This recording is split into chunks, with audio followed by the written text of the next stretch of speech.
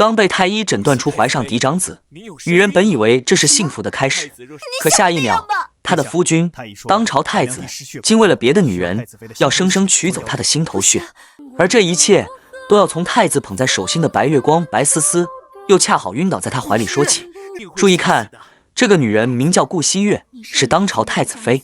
就在剛才，她還沉浸在即將成為母親的喜悅中，可轉眼間，太子孝赫明就帶着他的白月光闖入臥房，顛鸾倒鳳。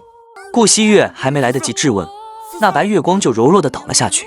太子立刻認定是顧惜月動的手，眼神裡的厭惡和殺意幾乎要將他吞噬。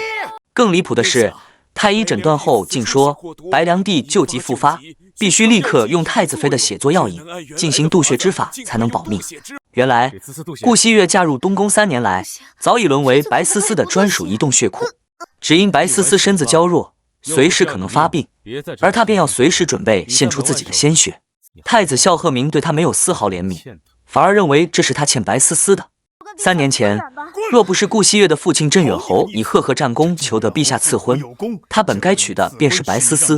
他將所有的怨恨都發洩在顧惜月身上，認定是這個心機深沉的毒婦，不僅搶走了太子妃之位，還害得他心愛的思思大婚之日吐血染疾，從此只能靠渡血苟活。於是，在這座冰冷的東宮裡，顧惜月受盡了折辱。她被趕出正殿，眼睜睜看着白思思鳩佔鵲巢。每當白思思病發，她就要被毫不留情地割開手腕。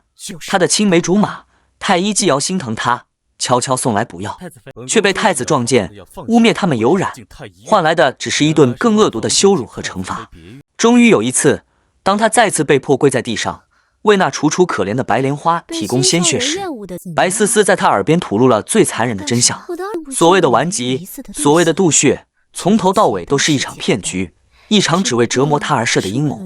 顧惜月如遭雷擊，他想告訴太子真相，可他知道那個男人早已被豬油蒙了心，絕不會信他半個字。然而這僅僅是噩夢的開始。很快，一個驚天噩耗傳來，為國立下汗馬功勞的鎮遠侯府被人構陷私藏軍械，圖謀不軌，全家下獄。顧惜月明白，這是白思思斬草除根的毒計，他瘋了一樣跑去求太子，換來的卻是更深的羞辱。孝赫明竟逼住他給仇人白思思跪下磕頭認錯，才肯考慮出手相救。為了家人，顧惜月拋棄了所有尊嚴，一下一下地磕在冰冷的地面上。可太子看住他卑微如塵的樣子，卻只冷笑住提出了和離。午時，法場之上，父親即將問斬，顧惜月萬念俱灰，帶着最後的希望衝上高台。他告訴孝赫明，自己懷了他的孩子，求他看在孩子的份上饒過父親。可那個絕情的男人卻罵他腹中的骨肉是野種，根本不配出生。徹底的絕望中，顧惜月縱身一躍，血染長空。他沒有死，卻失去了腹中的孩子。當太醫顫抖着說出孩子沒保住時，孝赫明第一次感到了恐慌。原來她真的懷孕了，但他迅速用冷漠掩蓋了情緒，只說救她是為了給白思思留住药引。失去孩子和父親，又被心愛之人如此对待，顧惜月徹底崩潰了。她變得瘋瘋癲癲，抱着一個空空的襁褓，日夜尋找着自己那未出世的孩子。白思思見她這副模樣，非但沒有收手，反而變本加厲。他再次找到顧惜月，得意地炫耀，不僅他父親是自己派人毒殺的，就連他的孩子也是自己收買太醫餵下碎骨子才流掉的。為了讓戲更逼真，他甚至自己捅傷自己，再次嫁禍給顧惜月。太子果然再次上當，他看住重傷的白思思，竟下令要取顧惜月的心頭血來救人。就在侍衛的刀鋒即將刺入顧惜月胸膛的千鈞一髮之際，太子的親姐姐懷玉公主帶着人證物證闖了進來。原來白思思買兇殺人、構陷忠良、毒害皇嗣的所有罪證都已被查清。更讓太子崩潰的是，他終於得知，當年在山中救下高燒垂危的自己的，根本不是白思思，而是守了他3天3夜，用身體為他降溫的顧惜月。白思思只是個卑劣的冒名頂替者。真相如同一把利劍，將孝赫明虛偽的愛戀和3年的愚蠢徹底戳穿。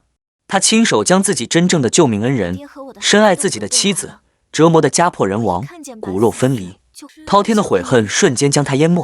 他將罪魁禍首白思思打入天牢，廢黜了3皇子，然後開始了漫長而絕望的追妻火葬場。他將顧惜月接回正殿，親自侍奉湯藥，噓寒問暖，可換來的只有他冰冷的眼神和一句“我們和離吧”。他的心早已在那一次次的吐血和羞辱中死去。為了救回因心病和中毒而反覆高燒的顧西月，肖鶴鳴毫不猶豫地割開自己的手腕，用自己的血為他做藥引。他說這是他還他的。他帶着他回到他們童年相遇的舊宅，看住那棵刻住兩人名字的樹，一遍遍地懺悔。最終，在一場由白思思和三皇子策劃的綁架中，肖鶴鳴為了保護顧西月，毫不猶豫地將刀刺向了自己。當他倒在血泊中時，顧西月冰封的心終於裂開了一道縫。他守在他的床前，日夜祈禱，終於將他從鬼門關拉了回來。大夢初醒，肖鶴鳴記起了一切。他抱着顧西月，一遍遍地道歉。他為他準備了一場遲到了3年的盛大婚禮，親手為他戴上鳳冠，許諾用餘生來彌補他的罪過。所有的傷害都已造成，但這個曾將妻子推入地獄的男人，是否真的能用餘生的愛換回一顆早已破碎的心呢？